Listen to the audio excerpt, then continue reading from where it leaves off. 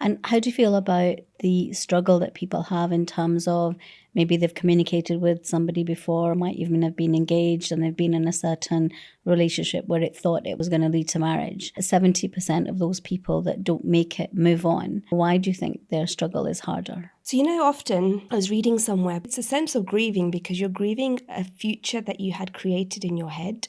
You're grieving like that relationship and that connection that you had. And I think it's important that people approach it like that and allow themselves to go through the stages of that grief and heal from it. And only then are they able to then look back and think about what went well, what didn't go well, and then think about how that shapes their future in terms of meeting someone new and what they would like.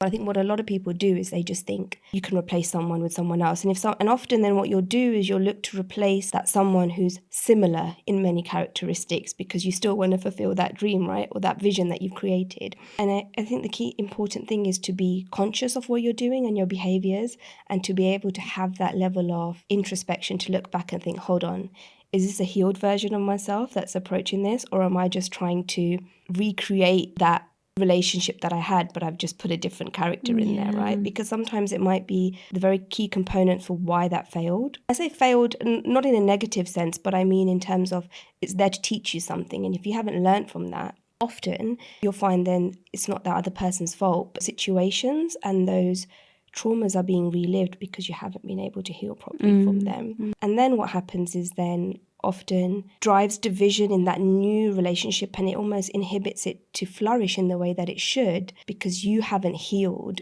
the end of that relationship properly and you're looking for that person in a new person and that new person is a beautiful free spirit in their own selves. They're a different person and you need to assess that and build that compatibility in the space of that relationship. And I find that's where I see, at least around me, a lot of people struggle with that. They're not aware of what they're doing.